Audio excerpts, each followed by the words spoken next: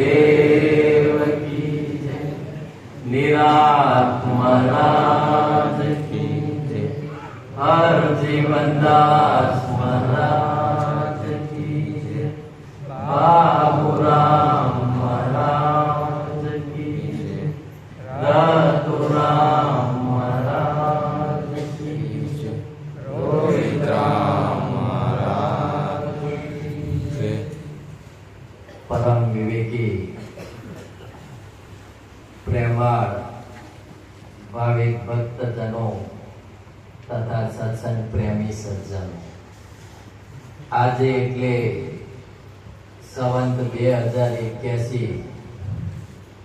મહાસુદ પૂનમ ને બુધવાર તારીખ 12/2/2025 ના રોજ આ દેથાણ ખાતે આવેલ હરજી સત્સંગ કુટીરમાં દર પૂનમની જેમ આ પૂનમે પણ સદબોધ સાંભળવાની ભાવનાથી આપને સૌ એકત્રિત થયા છે।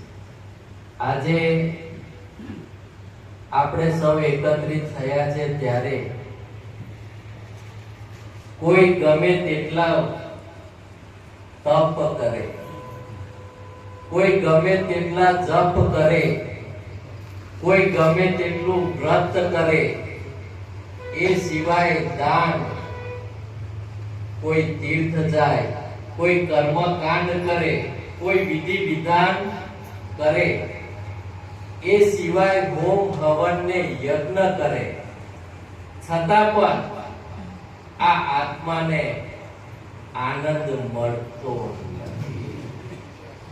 આવું બધું જ કરો છતાં પણ આ આત્માને શાંતિ મળતી નથી।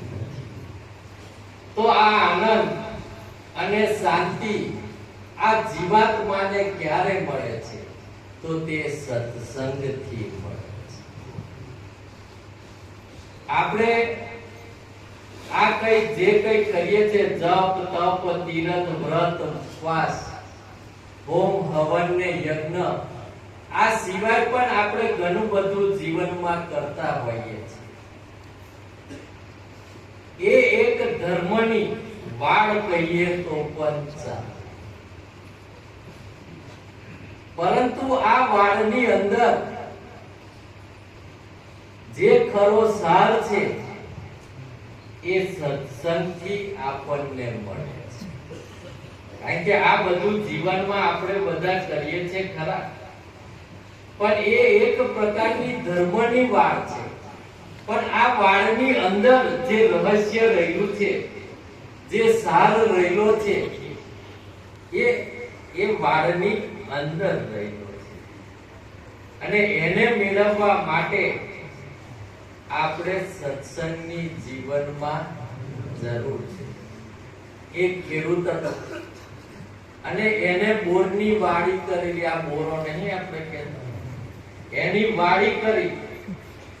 એક દિવસ કોઈક વેપારી રસ્તામાં મળ્યો હશે, એટલે વેપારીને કીધું કે ભાઈ મારા વાડીના જે બોર છે એ ખૂબ જ મીઠા છે, ખાવા લાયક એવા સરસ છે, જો તમને યોગ્ય લાગે તો તમે મારી સાથે આવો તો હું તમને મારા બોર ચખાડું। એટલે વેપારીએ કીધું કે ભાઈ હું આવતો જતો થઈને નીકળીશ, તારે તારી વાડીએ આવીશ અને બોર ચાખીશ, પછી આપણે બધો વેપાર આપણે કરીશું। આવી વાત થઈ, વેપારી તો જતો રહેશે। એક દિવસ એ કઈક એ રસ્તે નીકળ્યો હશે, એટલે એને પેલી વાત ખેડૂતની યાદ આવી, પેલી વાડી જોઈને। એટલે એને શું કર્યું કે રસ્તામાં જે કઈ ઢાળ ઉપર જે કઈ બોર વાવી હતી એના બોર ચાખ્યા। એ બોર ચાખ્યા એટલે એ તો ખાટા જ હતા। એ બોર ચાખ્યા એટલે એ બોર ખાટા હતા, એટલે એને મોઢામાંથી હોય પણ બોર ખાધું તો તે ફૂંકી કાઢી ફેંકી દીધું। આ એ તઈથી નીકળે છે અને વચ્ચે પેલો ખેડૂત પણ પાછો, એટલે ખેડૂતે કીધું કે તું તારી વાડીના બહુ વખવાન કરે છે પણ હું તારા વાડીના બોર ચાખ્યા તે ખાવા લાયક નથી, એ તો ખૂબ જ ખાટા છે, એ ખાવા લાયક નથી.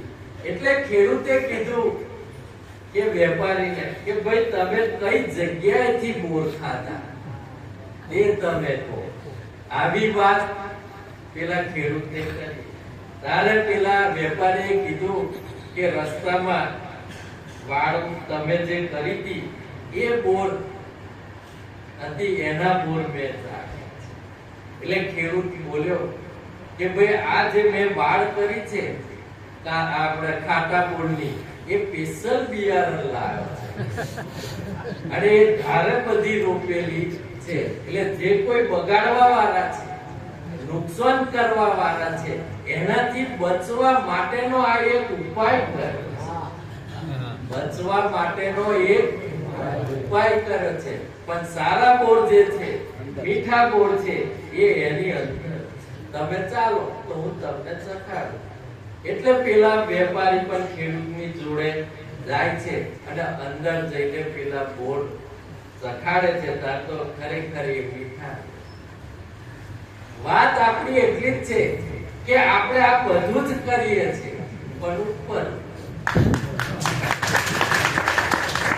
આ કરીએ છે ખરા, પણ કોઈ અંદર તો ડોક્યુ કરતું જ નથી કે એનો ભાવ શું છે, એનું મહત્વ શું છે, એનો સાર શું છે, એ કોઈ જાણતું નથી. આપણે તો ઉપર ઉપર જપ કરી લેવાના, તપ કરી લેવાના, પણ એ તો આ ધર્મની એક પ્રકારની વાડ છે. એની અંદર જઈએ ત્યારે એનું રહસ્ય છે, એનો સાર છે, તે આપણને સમજાય છે, અને ત્યાં સુધી સમજી શકતા નથી. અને એટલે જ હરજીવન દાસ મહારાજ કહે છે કે યોગ યજ્ઞ જપ તપ તીર્થ ને વ્રત દાન મન તના મત બધા થયા અને થાય. આ તો મનના બધા મત અને મત છે આ બધા, અને એ બધું થાય અને રહે છે. સેવા પૂજા સમરણ કીર્તન કરવામાં મન માયા પૂરેપૂરા રચી પચી જાય છે. આ હોય આપણે કરીએ છીએ, છતાં પણ હરજીવન દાસ મહારાજ કહે છે કે એમાં મન બહુ રાખવામાં કઈ મજા જેવું નથી. આપણે કરીએ, સેવા કરીએ, પૂજા કરીએ, સમરણ કરીએ, કીર્તન કરીએ, પણ એમાં હોય મન રચ્યું પચ્યું રહે, તેમાં હોય કઈ બહુ મજા જેવું નથી. ફળાહાર દુધાહાર ધૂન અને મૂન પણ વિચાર કરો તો મન તના અંતરાય. જો તમે આવું હોય બધું હોય તે હોય મન તના એ બધા અંતરાય છે. હરજી કહે છે તમો સુનો ભાઈ વાત સાચી, નિર્મળ ભાવ નથી ત્યાં બધું અનાય. વાત પેલી છે, આ બધું જ કરો પણ તમારો એમાં ભાવ નિર્મળ ન હોય તો આ કરેલું કસાય કોમનું નથી. સેવા કરો, પૂજા કરો, સમરણ કરો, કીર્તન કરો, જપ તપ તીર્થ વ્રત દાન હોમ હવન ને યજ્ઞ આ બધું કરો, પણ એમાં તમારો ભાવ કેવો છે એના પર એનું ફળ બંધાયેલું. આપણે કરીએ છીએ ખરા પણ બધું દેખાડો, બધો આપણે દેખાડો કરીએ છીએ. જો તમે, અને એટલે જ કબીર સાહેબ કહે છે કે નમન નમન में ढेर है ना बहुत नमे नादान દગલબાજ દોડા. દગલબાજ હોય ને જેને દેખાડો જ કરવો છે એ દોડો નમે, અને પેલા તે પછી ભરમાય, કારણ કે પેલો ડબલ દોડો નમે એનાથી પેલો ભરમાય. જો તમે આ વાત અઘરી છે કે દોડ કરશો, ગમે તેવો ખર્ચ કરશો, છતાં પણ એનું કઈ પ્રમાણ મળવાનું નથી. એટલે હરજીવન દાસ મહારાજ કહે છે કે જપ તપ તીર્થ વ્રત સદા સાચે વસે. કઈ વસેલો છે? સાચમાં વસેલો છે. તેમાં જપ સત્ય વચન ને વિચાર, સત્ય વચન નો વિચાર કરવો એટલે જપ થઈ જાય. તપનો ખપ જાની અડગ નિશ્ચય થવું, તીર્થમાં નિર્મળ ભાવ બની. તપ કઈ બતાવ્યું? અડગ નિશ્ચય.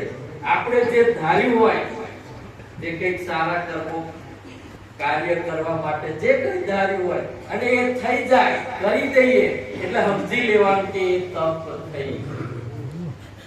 તીર્થ કઈ બતાવ્યું? નિર્મળ ભાવમાં આપણો જેટલો ભાવ શુદ્ધ થાય એટલું તીર્થ થઈ જાય. પણ આપણે તો કોમ જ આવું છે, મન બેઠું મોજ કરે અને પગ ખાય ધક્કા. આપણે આવું કરીએ છીએ. એટલે એ વેર પડવાનો નથી. આ તીર્થ કઈ બતાવ્યું કે ભાઈ પોતાના ભાવને નિર્મળ બનાવો. વ્રતમાં તો ન્યાય, નીતિ, પ્રીતિ, શાંતિ, ક્ષમા રાખો. આપણે બહેનો વધારે વ્રત કરે, પણ આ કોઈ વ્રત લેતું નથી. તમે જે વ્રત કરો છે એમાં પણ આ જ 5 બાબતો સમાયેલી છે અને એનું જ ફળ જે તે સમયે જેમને મળ્યું છે તે એનું ફળ મળ્યું છે. ખાલી વ્રત કરીને છૂટા થઈ જાય એમાં કોઈને એ ફળ મળ્યું નથી. પણ જેમને ન્યાય, નીતિ, પ્રીતિ, શાંતિ, ક્ષમા વાળું એમાં જીવન જીવ્યા છે એમને એ ફળ મળ્યું છે. દાનમાં પારકાના હિતને સંભાળો. ભલે ને દાન ના થાય તો કઈ વાંધો નહીં, પણ પારકાનું હિત તાકશો તેને પણ દાન કહેવામાં આવે. અરજી કહે છે તમો સુનો ભાઈ વાત સાચી, બીજા મતે મન વળે તો ઝટ પાછું. બીજા મતે જો મન વળે તો આપણે ઝટ પાછું વાળવું.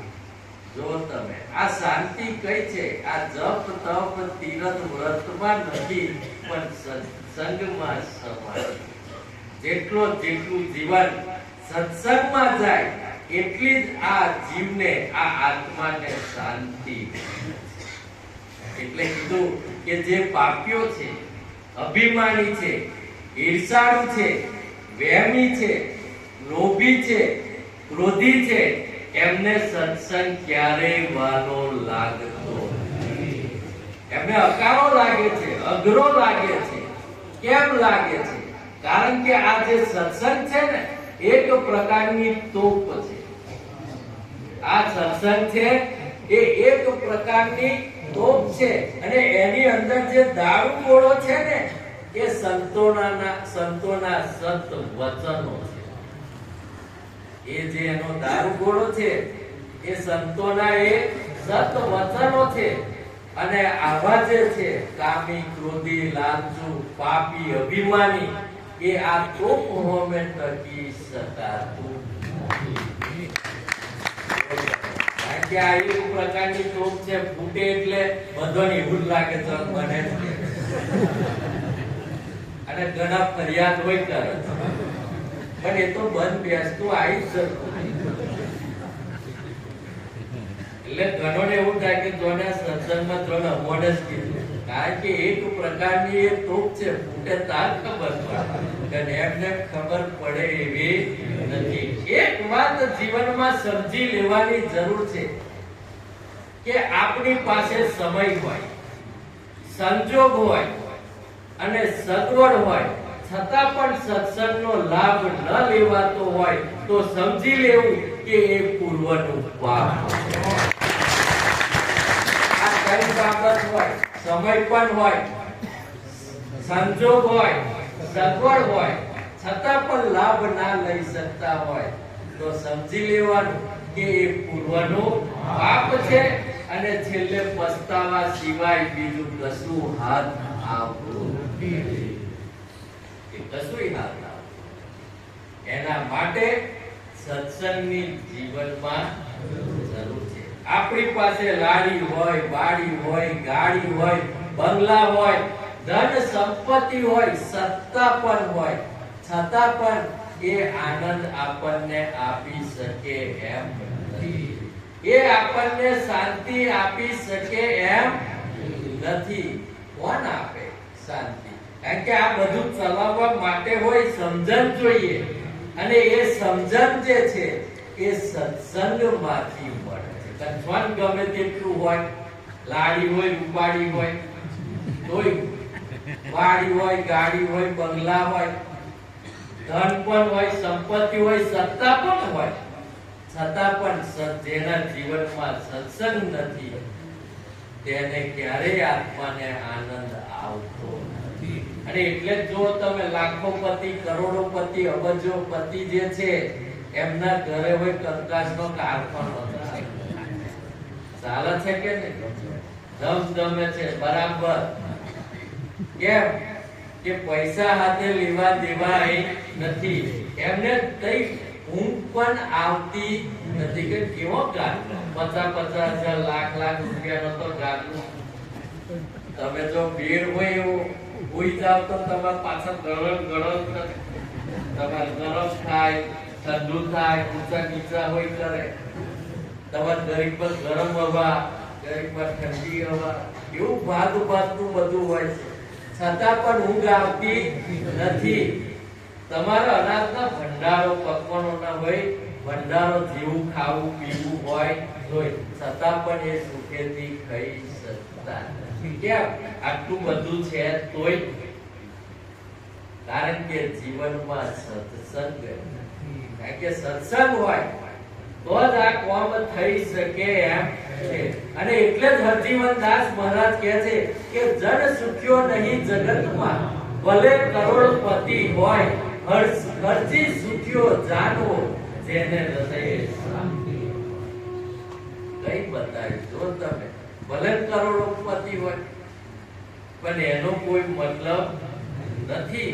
હરજી સુખ્યો જાણવો, જેને હૃદયે શાંતિ હોય. શાંતિ જેને, એ પછી પેલું હોય કે ના હોય, ભલે ટેપા મૂકી રહેતો હોય, રસોઈ ના હોય, છતાં પણ એ મોજ કરે છે. સંતોની દ્રષ્ટિએ જો જોઈએ તો ગરીબ કોણ? આપણી દ્રષ્ટિએ કોણ કરે? કે જેની પાસે પૈસો નથી તે ગરીબ. આપણે બધા એવું માનીએ છીએ, પણ સંતો એને ગરીબ માનતા નથી. સંતો કોને ગરીબ માને છે? કે 24 કલાકની અંદર 4-5 મિનિટ પણ પ્રભુનું જો નામ લેવાતું ન હોય તો સમજી લેવાનું કે એ જ મોટામાં મોટો ગરીબ. આપણે 5 મિનિટ હોય ફુરસદ નથી પ્રભુનું નામ લેવાનું, તો એ એમના માટે મોટામાં મોટો એ ગરીબ છે. એટલે તમે જો કોઈ જપ કરે, તપ કરે, વ્રત કરે, ઉપવાસ કરે, સ્નાન હોય કરે, કર્મકાંડ હોય કરે, વિધિ વિધાન પણ કરે, હોમ હવન યજ્ઞ કરે, છતાં પણ આત્માને શાંતિ મળતી નથી. આત્માની સદગતિ થતી નથી. કેમ? તો સત્સંગનો અભાવ. અને એટલે જ બાબુરામ મહારાજ તો કહે છે કે યજ્ઞ કર્યો પાંડુ, તને મહાભારતે જોઈજો.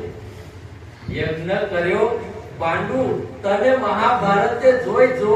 પિતાનો જે જીવ તેને સદગતિ આપવા. એ શા માટે યજ્ઞ કર્યો? તો પોતાના પિતાને સદગતિ આપવા માટે કર્યો. શંખ વગાડવાનો સાક્ષી રૂપે આવ્યો, અંતે વાગ્યો નહીં ત્યારે પડી વિચારમાં વાતા. કે શંખ વાગ્યો ને, યજ્ઞ તો કરી દીધો, જેવું બધું જે કરવાનું હતું તે બધું જ કર્યું, છતાં પણ પેલો જે શંખ છે એ વાગ્યો નહીં. એમાં સરદારી કૃષ્ણ પ્રભુની હતી, છતાં બન્યું નહીં કામ, ત્યારે વિચારે છે મત. સરદારી કોની? કૃષ્ણ પ્રભુની, છતાં પણ પેલો સંગ વાગ્યો નહીં. અને વિચારમાં બધાને કરી દીધા. જો માધવા પણ વિચારમાં પડી ગયા કે આ થયું ગરબડ, એની કોઈને ખબર પડી નહીં. હરજી પ્રતાપે કહે, બાબુભાઈ વાત સાચી, ખામી જડી ભૂલી ગયા ભૂખ્યાને જમાડવાનું. ભૂખ્યાને જમાડવાનું ભૂલી ગયા, પણ કેવી રીતે જમાડવા એ પણ શીખવું પડે. કેવી રીતે જમાડવા ને એ પણ આપણે શીખવાની જરૂર છે. આ મહાભારતની વાત છે. મહાભારતની વાત. એમાં જ્યારે પાંડવોના જે પિતા હતા પાંડુ રાજા, એ જ્યારે એમનું અવસાન થયું ત્યારે એમની સદગતિ માટે આ પૌરાણિકોએ એક એ વિચાર આપ્યો કે ભાઈ તમારે અમને જો સદગતિ આપણે મોક્ષ પ્રાપ્ત કરવો હોય અને એ સ્વર્ગે ગયા છે કે કેમ એમને મોકલવા હોય તો તમારે રાસોઈ યજ્ઞ કરવો. આવી વાત કરી. પણ અહીં પાંડવોએ વિચાર કર્યો કે આપણે યજ્ઞ કરીએ તો ખરા, પણ એની ખાતરી હું કે પ્રમાણ હું કે સ્વર્ગે ગયા એનું પ્રમાણ હોય જોવે ને. એટલે પૌરાણિકોએ એવું નક્કી કર્યું કે આપણે યજ્ઞ કરીએ ત્યારે એક શંખ મૂકવાનો અને યજ્ઞ પૂરો થઈ જાય ત્યારે શંખ વાગે તો સમજી લેવાનું કે સ્વર્ગે છે. આપણે કરજો ભાઈ ક્યારે વાગે નહીં. જો આ દાખલો છે મહાભારતનો દાખલો, તે સમયની વાત, અત્યારની વાત આપણે કરતા નથી. આવું પ્રમાણ નક્કી થયું એટલે પાંડવોએ શું કરે કે રાજ્યમાં 80,000 જેટલા ભૂદેવો હતા એમને આમંત્રિત કર્યા અને એમને આ યજ્ઞમાં શ્લોક બોલવા માટે કહ્યું. આ જે ભૂદેવો હતા તે શ્લોક પણ બોલ્યા. વિધિ વિધાન સાથે ખૂબ જ આનંદ અને ઉત્સાહ સાથે આ યજ્ઞ છે સંપન્ન કરવામાં આવ્યો. જો તમે છતાં પણ પેલો જે શંખ છે તે વાગ્યો. હવે વાગ્યો નહીં એટલે શું થાય?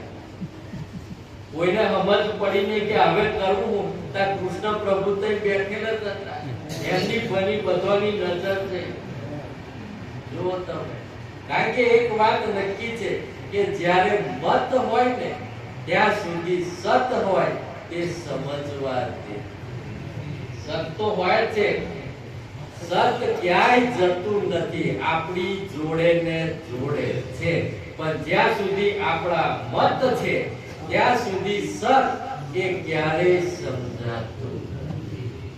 એટલે બધાની નજર કૃષ્ણ પ્રભુ તરફ જઈ એટલે કૃષ્ણ પ્રભુ આવે છેલ્લાએ એટલે એમને પણ વિચાર કર્યો અને વિચાર કરીને કીધું કે કોઈ ભૂખ્યા રહી ગયા હોય એવું આવે લાગે છે. એટલે આ તો ભીમ આવ્યો અને કૃષ્ણ પ્રભુને કીધું કે આખા રાજ્યમાં બધાને વેણી લઈ આવ્યા છે કે અને બધાને જમાડ્યા છે. ત્યારે કૃષ્ણ પ્રભુ બોલે છે કે તમે જેમને જમાડ્યા છે એ તો જમેલા છે. તમે જેમને જમાડ્યા છે એ તો જમેલા છે, એ તો કાયમ એમને મળી જ રહે છે, એવોને તમે જમાડ્યા છે. પણ જે ભૂખ્યા છે સાચા અર્થમાં એમને તમે જમાડ્યા. આવી વાત કરી એટલે પાંડવો અને જે સૈન્ય હતા બધા સૈનિકો એ બધા પાછા બોધવા નીકળ્યા. આવું જ્યારે બોધવા નીકળ્યા ત્યારે રસ્તાની અંદર કઈક ઝુંડ ઓછું હશે એની પાછળ સપત ઋષિ બેઠેલા. સપત ઋષિ તે બેઠેલા. એમને કઈક સૈનિકે પૂછ્યું કે ભાઈ તમે જમેલા છતાં કે ના. તો સૈનિકે કીધું કે આટલો રાષ્ટ્ર યજ્ઞ આટલો મોટો થયો અને તમે નથી જમ્યા એ જ નવાઈની વાત. અને એટલા પેલા ભીમ આવ્યો એટલે ભીમે તો બોચું જ પકડ્યું અને પેલું હું કે હાથનું બાવડું પકડીને ખેંચીને લઈ ગયા અને 4-5 ગુંદા હોય મારે. તને ફોન છે કે આ કેટલો મોટો યજ્ઞ કર્યો અને આટલા બધાને જમાડ્યા છતાંય આ શંખ વાગ્યો નહીં, તો તને ફોન છે એમ કરીને ખેંચીને લઈ જાય અને ખેંચીને પછી જમવા બેહાડે છે. એમાં દ્રૌપદી પણ જમાડે છે. પાંડવો અને દ્રૌપદી આ શપથ ઋષિને જમાડે છે, છતાં પણ પેલો શંખ વાગતો છતાં પણ વાગ્યો નહીં. હવે હું કરવાનું? કારણ કે આ બધી વાતો અઘરી છે અને એટલે જ બાબુરામ મહારાજ કહે છે કે હોમ ને હવન સબ ચંદી જેવા યજ્ઞ એ તો પાપ થઈ ગયું હોય તેને આ બધું આપણે કરીએ ને તે કદાચ થઈ ગયું હશે તો એને બાળશે, પણ પાપ થાય અને થશે એને બાળવાને વારે વારે યજ્ઞ એવા કરે એ કેમ ચાલશે? આપણે વારે વારે બધું કરીએ તો એ ચાલે એવું નથી. ગાડે સોય ઊંડો કાંટો પગમાં જે વાગ્યો હોય પણ માહિત થતું દર સોય શું મટાડે? કદાચ મોટો વાગે અને આપણે કાઢી હોય લઈએ, પણ એનું જે દર્દ થાય છે એ મોટો મટાડી શકે એમ નથી. બાપુ એમ બાહ્ય ક્રિયા વેમ દુઃખ ટાળે. કદાચ આવી બાહ્ય ક્રિયાઓ તમે કરો તો વેમ દુઃખ ટાળે, પણ જીવનો જે હુંપણાનો જે વેમ એ કોણ ટાળશે? આ હુંપણાનો જે વેમ છે બધોને લાગેલો છે, એને કોણ ટાળશે? એ સત્સંગથી બીજાથી થઈ શકે એવું નથી. એટલે કૃષ્ણ પ્રભુ પણ હવે વિચાર કરવા મળે કે સારું અમને જમાડે તોય મેર પડ્યો નહીં. એટલે કૃષ્ણ પ્રભુએ વિચાર કરીને પછી દ્રૌપદીને બોલાવે છે કે ભાઈ હવે તમે બધા જતા રહો, મારે બીજોની જરૂર નથી. દ્રૌપદીને બોલાવે છે અને દ્રૌપદીને પૂછવામાં આવે છે કે તમે સંપત ઋષિને કેવા ભાવથી જમાડ્યા તે તમે આ તો પટરોની પડી પાંડવોની પટરોની. કૃષ્ણ પ્રભુને હોય આડો અવળો જવાબ આવ્યો. ત્યારે કૃષ્ણ પ્રભુએ કીધું કે તમે જે અત્યારે વાત કરો છે ને તે યોગ્ય નથી, કારણ કે તમે જે રીતે જમાડ્યા છે એના લીધે આ શંખ વાગતો. અને જો તમારે આ યજ્ઞને સફળ કરવો હોય, આ શંખ વગાડવો હોય, તમારા પિતાને સ્વર્ગે મોકલવા હોય, તો તમે સાચું બોલો કે તમે જમાડતા હતા ત્યારે કેવો ભાવ. ત્યારે પેલા દ્રૌપદી ધીરે રહીને બોલ્યો કે જ્યારે હું જમાડતી હતી ત્યારે મનમાં મને એવો એક ભાવ હતો કે હું પાંડવોની પટરોની અને મારા પગની પોની પણ કોઈ જોવે ના, એ હોય જોવે ના, અને હું આવા ભંગીને જમાડું. આ કેવો ભાવ જો તમે. તઈ કૃષ્ણ પ્રભુએ કીધું કે આ જ ભાવના લીધે આ શંખ છે એ વાગતો નથી. હવે જો તમારે આ શંખ વગાડવો હોય તો અતિથિ દેવો ભવના ભાવે એમને એક તો એક કોળિયો જો જમાડશો ત્યારે આ શંખ. આવી વાત થઈ એટલે દ્રૌપદીએ પાછા એ જમાડવા આવે છે. ના તો આ સંપત ઋષિ તો જવાની તૈયારી કરી, પાછા ભીમ ખેંચી લાવે પકડી પાછા બેહાડે. પેલા ઋષિ કહે કે ભાઈ હું તો જમી લીધું, હવે મારું શું? ફરી જમાડે બેસાડે છે અને દ્રૌપદી પેલા અતિથિ દેવો ભવ ના ભાવથી જમાડે છે અને એક જ કોળિયો જમાડે છે ને પેલો શંખ વાગે. આટલા બધા ખર્ચ કરો, આટલા બધા ભૂદેવોને બોલાયા, આખા રાજ્યને જમાડ્યા, તોય એનો કોઈ મતલબ નથી. કેમ નથી? કારણ કે તમારો ભાવ છે એ નિર્મળ નથી. અને આ નિર્મળ ક્યારે થાય? તો એ સત્સંગથી થાય છે. એ થઈ શકે એવું નથી. આપણે બધા જો લગ્નો જોવાનું, અમારે 49 નું લગ્ન ની યાદી થઈ છે. 49 લગ્નમાં અમારી હાજરી છે. આ દિવાળી થી તે અત્યાર હજુ તો બીજો બાકી છે. અને આ જે લગ્ન આપણે કરીએ છીએ વિધિ વિધાન બધું હાથે, છતાં પણ છૂટાછેડા કેમ થાય એનો કોઈ વિચાર કર્યો? આટલું બધું વિધિ વિધાન, એટલો બધો ખર્ચ કરવામાં આવે છે, છતાં પણ કોઈનો ગાળું ગબડતું નહીં સારી રીતે. જો કમ નહીં ગબડતું, પાટા પર હોય નહીં ચાલતું, ઘડીમાં ઉતરી જાય, પાછું ચડે, પાછું ઉતરી જાય, ડબ્બા હોય ગબડી પર. ઘણી વખત એવું થાય કે ડબ્બા હોય ગબડી પડતે, એનો કોઈ કે વિચાર કર્યો? કારણ કે જે લગ્ન કરે છે એમના ભાવમાં પેલો ફેરફાર આવે છે, એના લીધે આવું બધું થાય. અને આટલો બધો જે લગ્નો આ વખત અમે બહુ મુલાકાત લીધી, હાજરી આલી, એમાં ઘણા લગ્નોમાં અમારી હાજરી વધારે. અને અમને એક એવો અનુભવ થયો, આજે જોને કહું એ અનુભવ એવો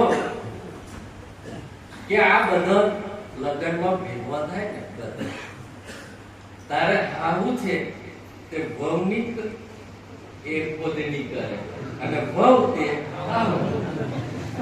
આ મેં વધારે જોયું. આવું જે છે તે ભવની ફોર્મ્યો કાઢે અને પેલા છે તે ભવ છે તે હાઉની. આવું સૌથી વધારે જોવામાં આવે, પણ એટલી વાતની સમજ નહીં પડતી કે આ પોતાના જ ઘરની ઉગાડી કરે.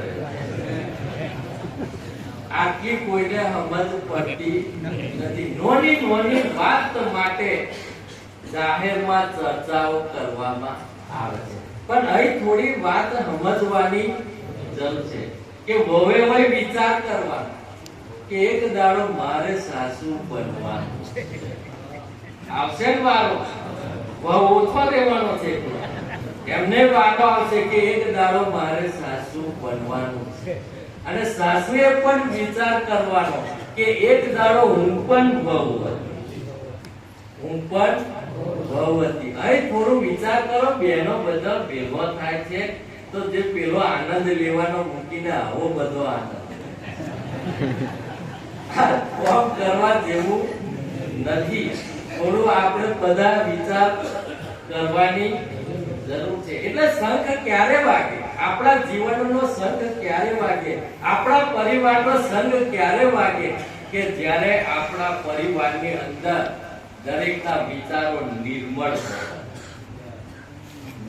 હોય ત્યારે સંઘ વાગે. અને સંઘ વાગે ને પછી તો ખબર ને પેલો પીપુડી જેવો હોય વાગે, એ વાગે પીપુડી જેવો હોય વાગે. આમાંથી બહાર નીકળો આ આપણા માટે યોગ્ય નથી, કારણ કે દરેક જગ્યાએ કાગડા કારા છે. જય જાવ બધે જ કાગડા કારા છે. આપણા ઘેર ધોરા છે એવું નહીં, બધે જ કાગડા કારા છે અને બધે જ વાસણો ખગડે છે.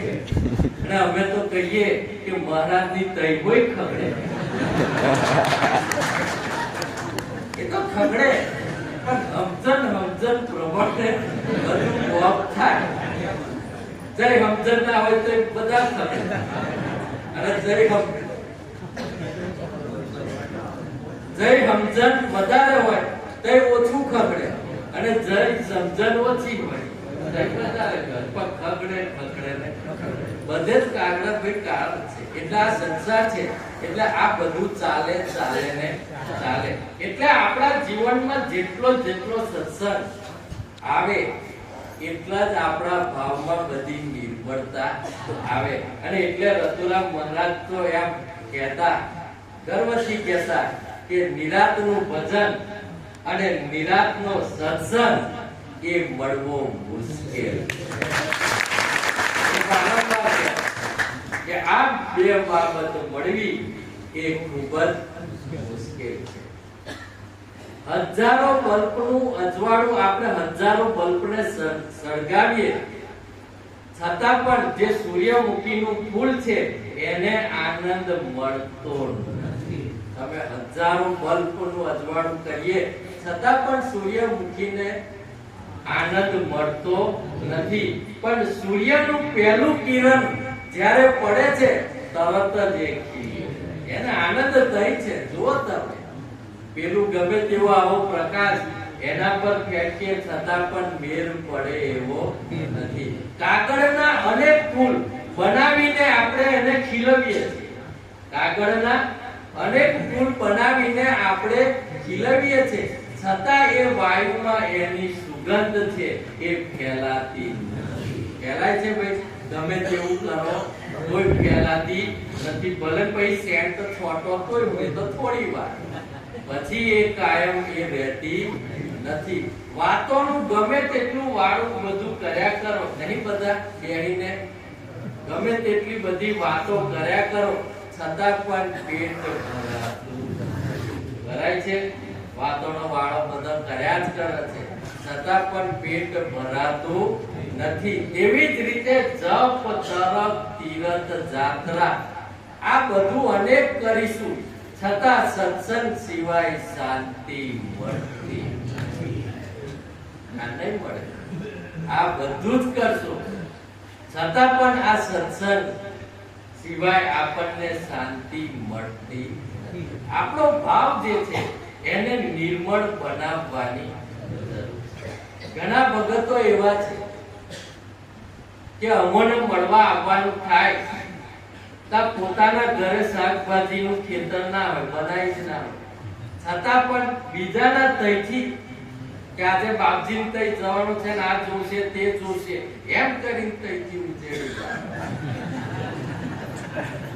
આવી રીતે લઈ આવે છે કે મારે તઈ જવાનું છે, પણ અહીં કશું કઈ માંગવામાં આવતું નથી. અને જ્યારે લઈને આવે છે ત્યારે એવું નહીં કહેતા કે ફલોનાના ખેતરેથી લઈને આવે. આપણને તો એવું કે આ ભગત લાયા, પણ પેલો ફોન આવે કે બાપજી આજે શાકભાજી તમારા હારું મોકલાઈ હતી, તાર ખબર. આ ભાવની શુદ્ધતાની જરૂર છે. અહીં કશું જ માંગવામાં આવતું નથી, એટલે કોઈ આવી રીતે કશું લાવવાની જરૂર નથી. બીજોના ખેતરમાંથી બીજોના પાસેથી લઈને આવવાની જરૂર નથી.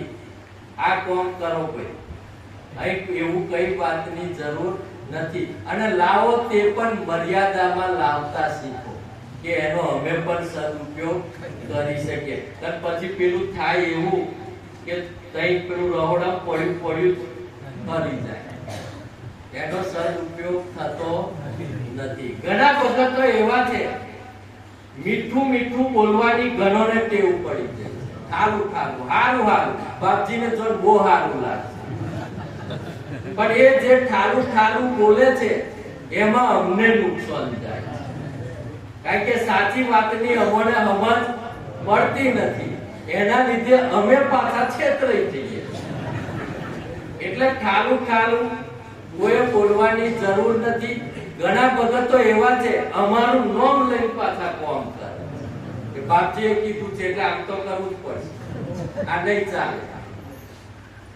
પણ પરિસ્થિતિ પ્રમાણે અમારા નિર્ણયો બદલાતા રહેતા હોય છે. સમજી લેજો કે દરેક જગ્યાએ એક જ નિર્ણય અહીં લીધો એટલે એને પણ એવું નથી. દરેક વાતને પૂછો કે આવું ભગત કહે છે તો આપણે શું કરવું. જો એ પૂછવામાં નહીં આવે અને સીધા સીધા જો તમે જવાબ આપી દેશો તો તમે છેતરાવાના છે ને અમે હોય છેતરાશે, અને પેલા ભગતને દુઃખ થશે એ વાત જુદી. એટલે દરેક બાબતમાં આપણે શુદ્ધતા રાખવાની જરૂર છે. પરિસ્થિતિમાં ડૂબવા કરતા પરિસ્થિતિમાંથી બહાર નીકળવાની જે સમજણ છે એ આપણને સત્સંગમાંથી મળે. તમે એનો વિચાર કરજો.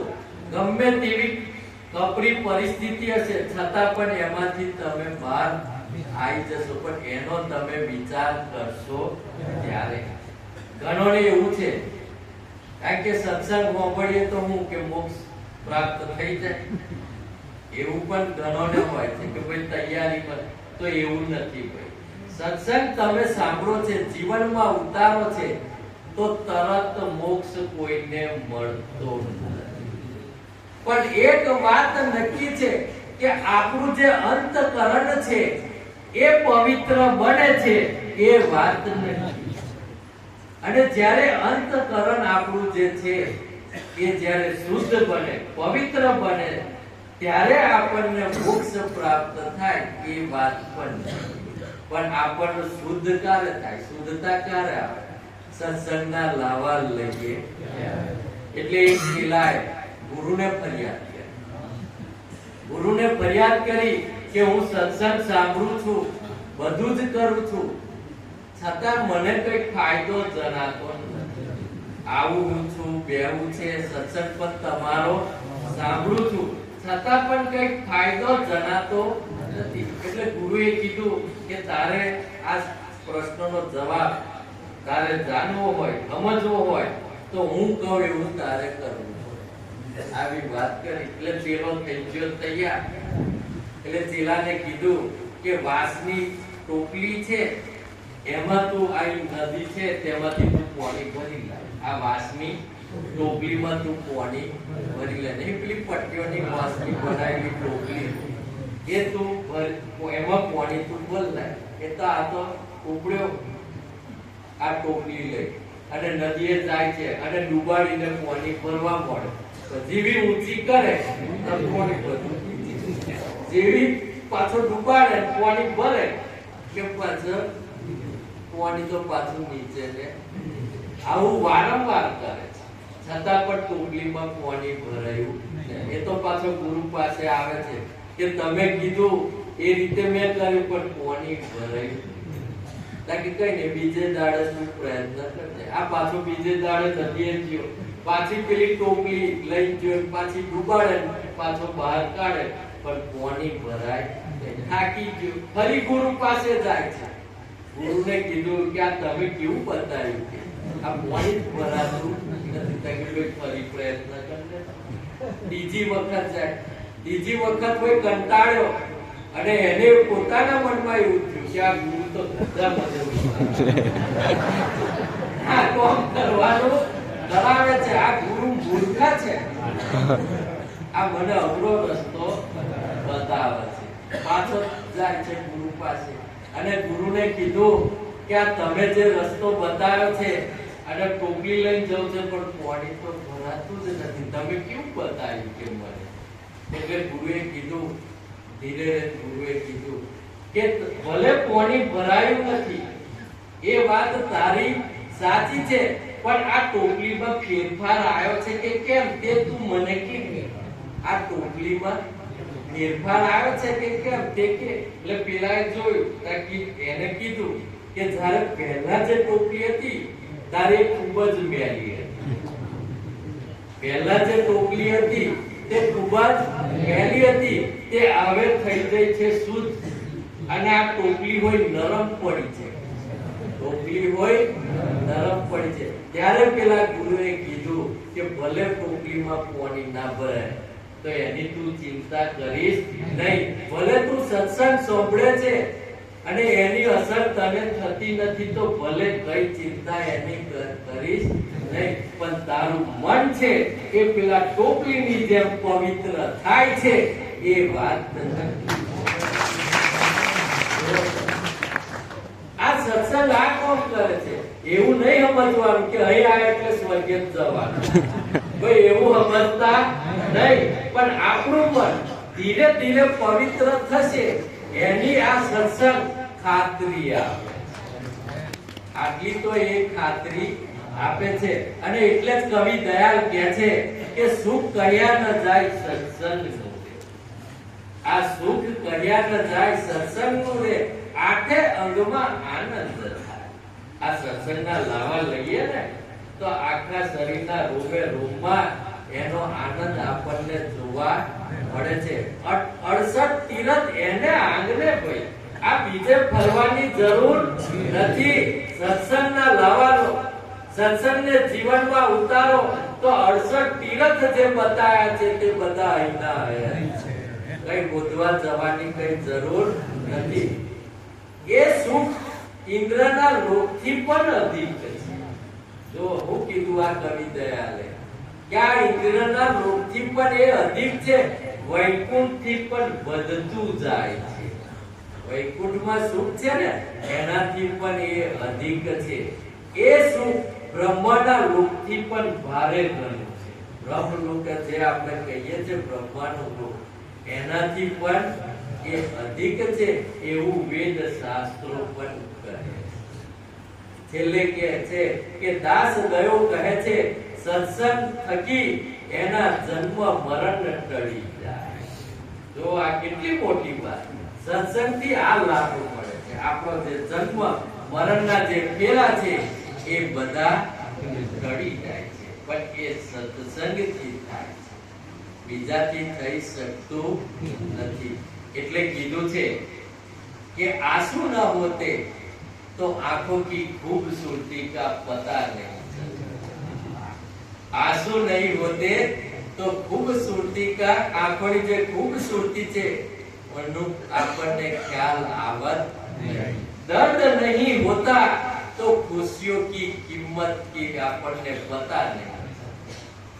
દર્દ આપણને જે થાય છે ને, પીડા જે કંઈક થાય છે, અને આ થતું હોય ત્યાં સુધી આપણને પેલી આ ખુશીઓ છે એની ક્યારેય ખબર પડે.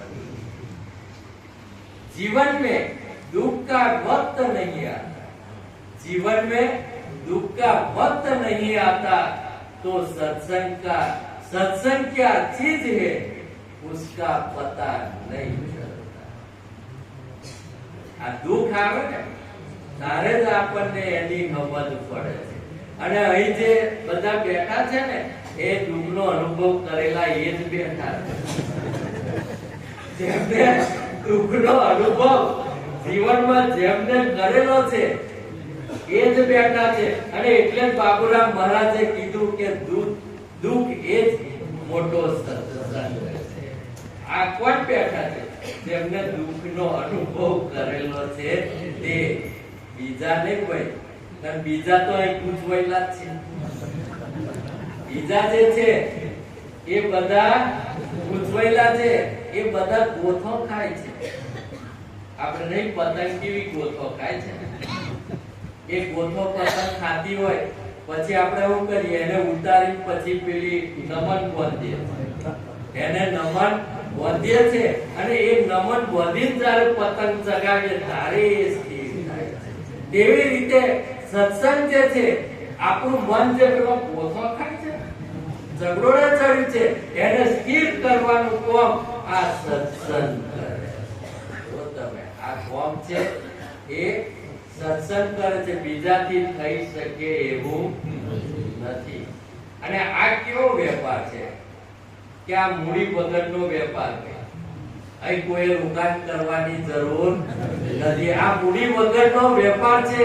અહીં કોઈ રોકાણ કરવાની જરૂર નથી. અહીં કોઈ શું કરવાની જરૂર નથી. અહીં આવવાનું, બેસવાનું, સત્સંગ સાંભળવાનું, જીવનમાં ઉતારવાનો એટલે નફો થઈ જશે.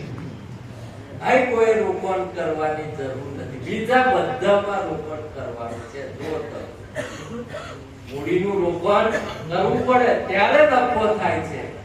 પણ આ રોકાણ એવું છે કે અહીંયા આવી ખાલી બેસવાનું, સાંભળવાનું અને જીવનમાં ઉતારવાનું એટલે આપણો નફો થઈ જાય. ગેરંટી આપે, પણ આ ગેરંટી કોઈને ગમતી નથી. અને એટલે રતુરામ મહારાજ તો કહેતા કે દડી પડી मैदान में सब खेलन को आए नहीं किसी की बाप की जो जीते सो ले. આ કોઈના બાપની નથી કોઈ. જો તમે જે જીતે એ લઈ જાય. આ કમાણી એવી છે જીવનમાં કે અહીં કોઈનો ભાગ પડતો નથી. પેલા બધા કમાણી આપણે કરીએ છે એમાં ભાગ પડે, પણ આ કમાણી એવી છે એ ક્યારેય ભાગ પડતો નથી. આ તો પ્રાઇવેટ પ્રોપર્ટી હોય. આ માલિકી આપણી કાયમની, જ્યાં પછી પણ આપણી, જ્યાં પછી પણ આપણી કોઈ એને લઈ શકે એવી નથી. એવી આ પ્રોપર્ટી છે. આ કમાણી એવી છે, પણ આ કમાણી છે એ કોઈને ગમતી. એટલે બાબુરામ મહારાજે કીધું કે દુઃખ એ જ મોટો સત્સંગ છે. અને આ હરજીવન દાસ કાવ્ય એમને લખાયું નથી. એ હરજીવન દાસ મહારાજને જે જીવનમાં દુઃખ પડ્યું છે તેથી આ હરજીવન દાસ કાવ્યની રચના થઈ. એમને એમ નથી થયું અને બધા પેલું નહીં આમ તેમ બનાવી દે છે. ભાઈ નહીં, આ જે જ્ઞાન છે ને એમના પેરણામાં પગ કોઈ ગાલી શકે એમ. તમે જો એમને 2.5 મીટર કાપડ પણ પહેરવાનું નતું પડ્યું. આ તવરાની સીમમાં 2.5 મીટર કાપડ પણ એમને પહેરવાનું મળ્યું નતું. એવી એમની પરિસ્થિતિ.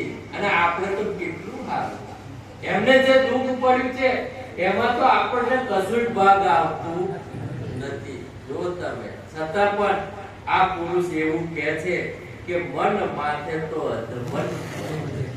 બીજાનું દુઃખ પ્રભુને કહે છે કે બીજાનું દુઃખ તમે મને આપી દો, મન માથે તો અધમન વધે છે. જો તમે એમને પ્રભુની ભક્તિ છોડી નહીં, અને માગ્યું, પ્રભુને માગ્યું તે એમને આપ્યું.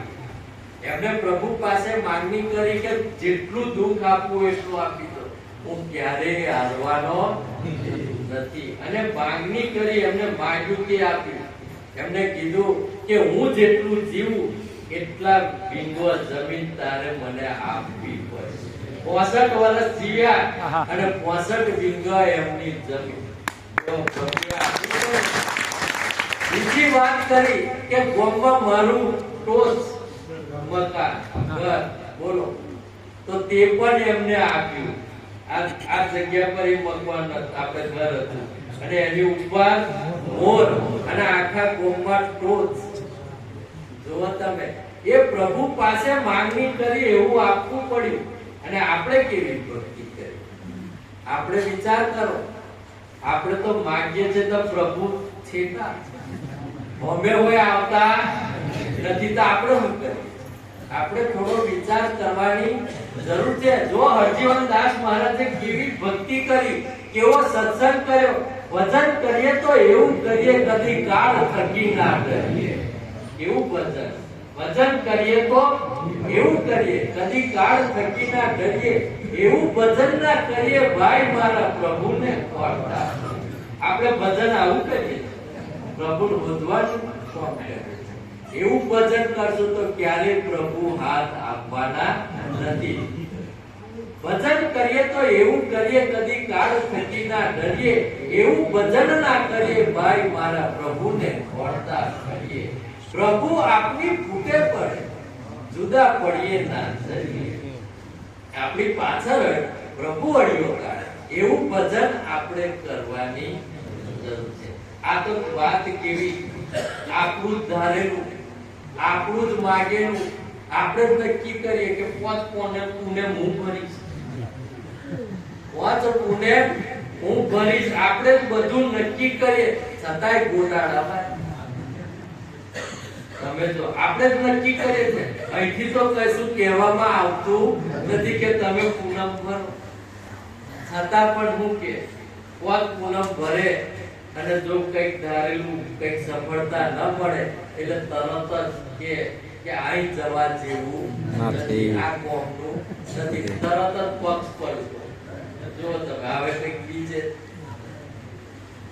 આપણું ધારેલું બધું આપણું, છતાં પણ મેળ પડતો નથી. એનું કારણ શું? પ્રભુને જે ગમે છે એ આપણે કરતા નથી. તો પ્રભુને શું ગમે છે? તો આપણો નિર્મળ ભાવ એ પ્રભુને ગમે છે. અને એ નિર્મળ ભાવ ક્યારે થાય? તો આવા સત્સંગના લાવા લઈએ ત્યારે. ત્યાં સુધી આ નિર્મળ ભાવ થઈ શકતો નથી. એટલે આપણે જપ કરીએ, તપ કરીએ, વ્રત કરીએ, ઉપવાસ કરીએ, હોમ હવન યજ્ઞ કરીએ, છતાં પણ આ જીવાત્માને આનંદ મળતો નથી, આ જીવાત્માને શાંતિ મળતી નથી. પણ આ બે બાબત ક્યારે મળે? તો એ સત્સંગથી મળે છે. સદગુરુ